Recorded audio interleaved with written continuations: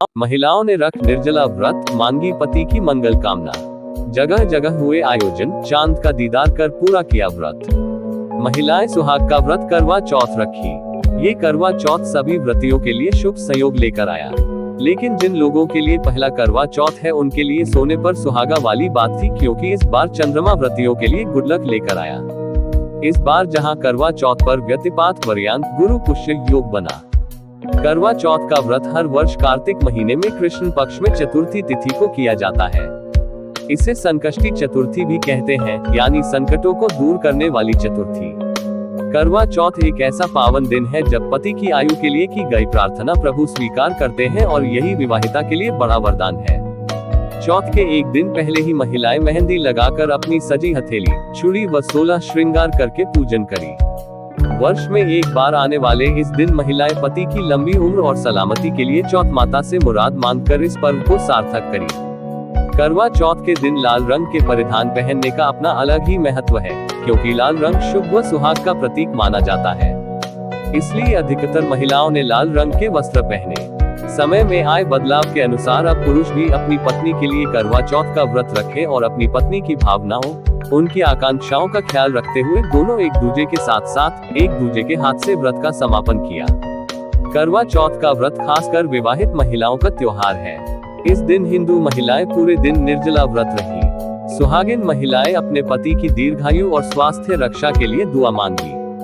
महिलाओं द्वारा दिन भर निर्जला व्रत रखकर शाम को शिव, पार्वती, कार्तिकेय आदि देवताओं का चित्र दीवार पर बनाकर सुहाग की वस्तुओं की पूजा की। पूजन कर चंद्रमा को अर्घ्य देकर फिर भोजन ग्रहण किया। सोने, चांदी या मिट्टी के करवे का आपस में आदान प्रदान किया, जो आपसी प्रेम भाव को बढ़ाता है। पूजन करने के बाद महिलाएं अपने सास ससुर एवं बड़ों को प्रणाम कर उनका आशीर्वाद ली। कई स्थानों पर इस दिन महिलाएं अधा से अपनी सासू जी को कुछ न कुछ उपहार दी। विशेष रूप से सजी महिलाएं। भारत भर में मनाए जाने वाले प्रमुख पर्व करवा चौथ के लिए महिलाएं विशेष रूप से श्रृंगार करके तैयार हुई। फैशन के इस दौर में भी महिलाएं पारंपरिक रूप से ही तैयार हुई, तो कुछ महिलाएं इस दिन विवाह के समय ओढ़ी जाने वाली चुनरी भी ओढ़ती, तो कुछ करवा चौथ के अवसर पर नई साड़ी खरीद कर पहनी। नवविवाहिता के पहले करवा चौथ पर कुछ परिवारों में मायके से ससुराल में उपहार स्वरूप वस्त्र और श्रृंगार का सामान दिया गया, जिसे पहनकर ही नवविवाहितों ने पूजन किया। रचाई मेहंदी। व्रत त्योहार पर हाथों में सुंदर मेहंदी रचाना भी हमारी परंपरा का ही एक हिस्सा है। ऐसे में समय की कमी के चलते या अन्य कामों में व्यस्त रहने के कारण कई बार मेहंदी रचाने की फुर्सत नहीं मिल पाती। वहीं हर बार मेहंदी लगाने के लिए किसी प्रोफेशनल का समय मिल पाना भी मुश्किल होता है, लेकिन इसके लिए भी विकल्प उपलब्ध है। मेहंदी लगाने के लिए ब्यूटी पार्लर में अच्छी खासी भीड़ रही, जिसमें महिलाओं की भीड़ काफी देखी गई और अपनी मनचाही डिजाइन अपने हाथों में लगवाई। पत्नी का दिया साथ। पति के दिल की ये भावना भी आजकल मन से बाहर अभिव्यक्त होने लगी है। पहले जहां कुछ लोग पत्नी का साथ देने के लिए करवा चौथ का व्रत रखते थे, लेकिन अब व्रत रहने वालों की संख्या बढ़ गई है। यही नहीं, पति जानते हैं कि पूरे दिन पत्नी बिना कुछ खाए पिए उनके लिए भूखी रही।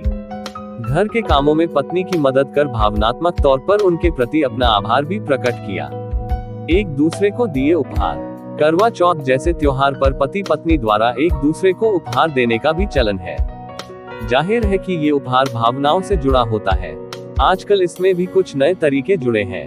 अब पति पत्नी एक दूसरे को ज्वेलरी, कपड़े या एक्सेसरीज के अलावा अन्य उपहार करवा चौथ के अवसर पर दिए। सर ये बड़े देते हैं हमारे घर में, और ये व्रत अपने पति की लंबी उम्र के लिए की जाती है, और बहुत अपने चाव से सबको ये काम करते हैं कि भाई हम, जो कि ये पंजाबियों के से ही रहता है त्योहार का। पर यहाँ पे सारे लोग अपने ही हैं और अपने लोग ज़्यादा मिलकर ये वाला कार्यक्रम करते हैं। यहाँ पे सामूहिक रूप से कब से पूजा हो रही है, कितने साल हो गए? ये 8 साल।